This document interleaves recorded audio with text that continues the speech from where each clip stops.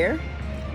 This is your ArtSpeaks studio moment from Byfield at ArtSpeaks Studio in Dallas, Texas. Except today I am in Cedarburg, Wisconsin, and I have a free day. I've been to an art show and I've done some things, and so I decided to go out and do some sketching. And this is what I've decided to sketch. So this is the scene that I've settled on, and I like the clock in front of the old building, and so when the traffic gets out of the way, I'm going to sketch it. So I have my sketch pad on my lap. I have marked off the limits of the paper that I intend to use, what I call the picture plane, and now I'm going to get started.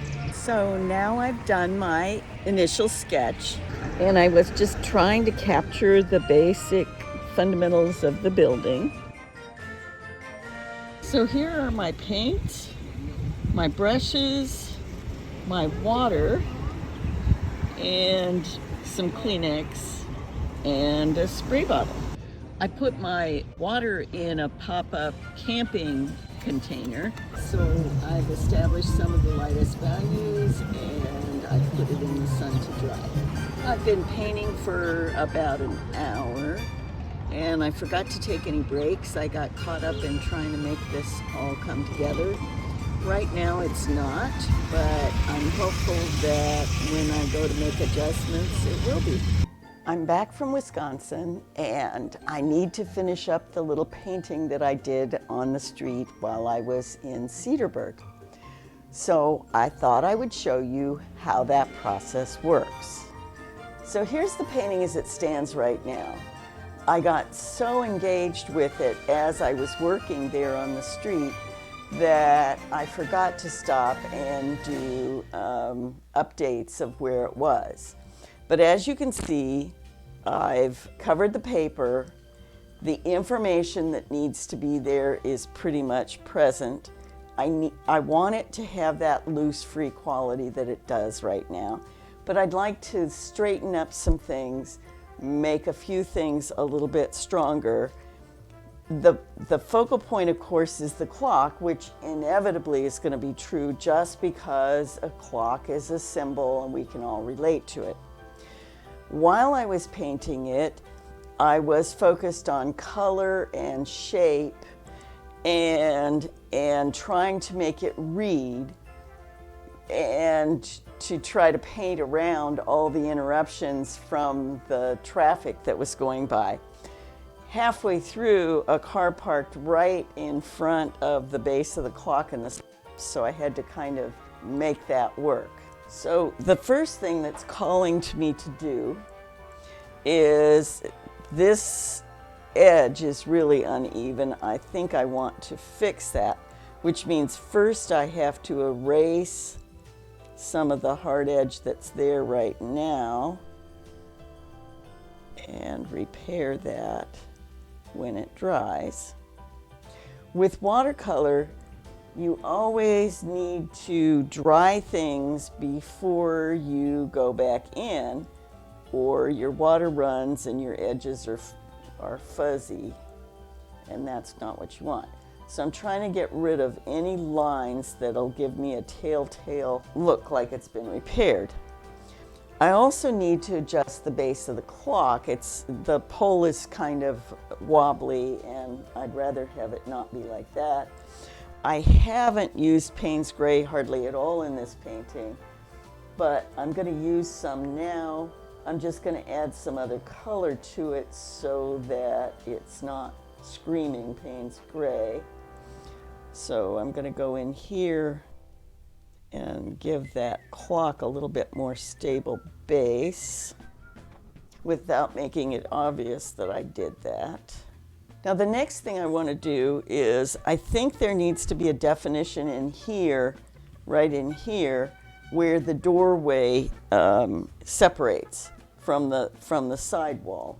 So I'm going to use, this is totally arbitrary, these colors I'm choosing.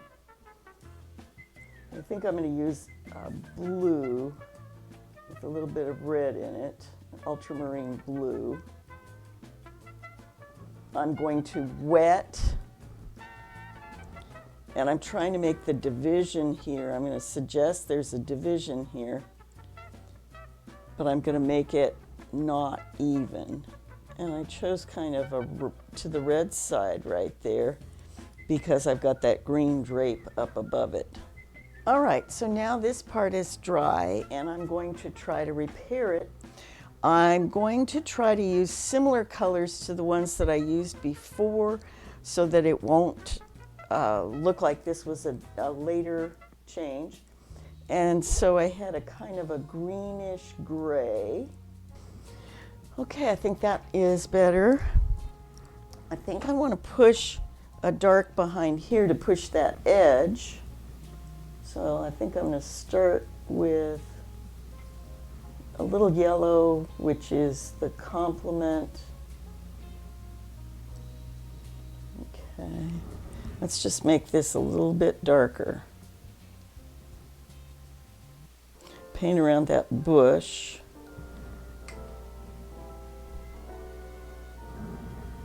That pushes that edge out a little bit. That was good. So let's talk about what I did here and the choices that I made. I don't paint in plein air, and I don't paint street scenes, and I don't paint buildings. All of this is outside of my comfort level.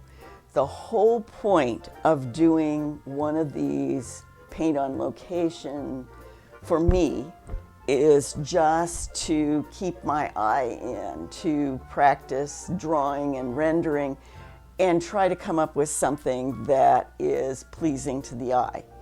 I don't particularly care if it accurately reflects what the painting looks like, but I do want something that is interesting to me with good paint quality and is pleasing.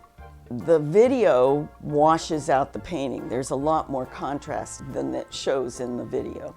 I wanted the clock to be the center of interest, which it is, of course, and can't really help but be unless I worked really hard to push it into the background somehow, because it's a symbol and we immediately identify with that and go with it.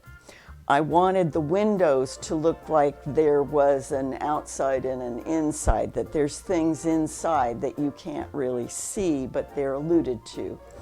I wanted to have a lot of different color.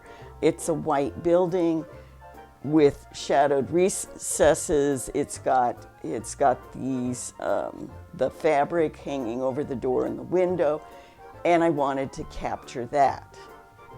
Okay, so I'm calling the painting finished. No one knows when finished is.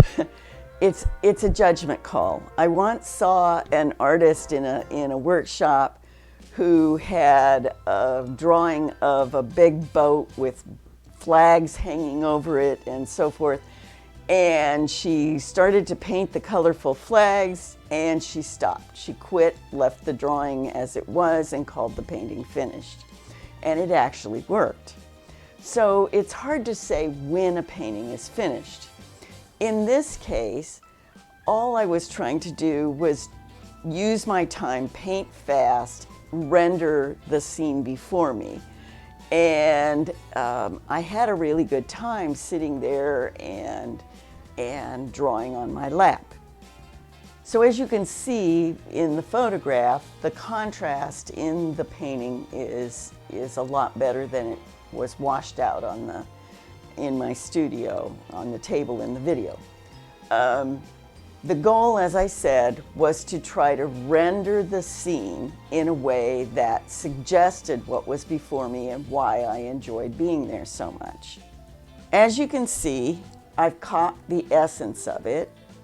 While I was painting, there was a lot of traffic on the street, and then a car parked right in front of the steps in the base of the clock. So I had to just kind of figure out what those must look like and render them as well as I could. I'm basically happy.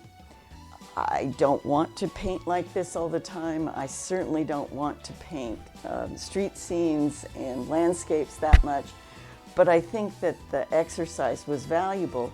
And I encourage anybody to do this. There are a lot of groups that go out and paint together on location like this, and people at all levels of experience do it. So this is our ArtSpeaks studio moment for this week. I hope you've enjoyed it and that perhaps this will encourage you to give this a try yourself. Until next time, happy painting.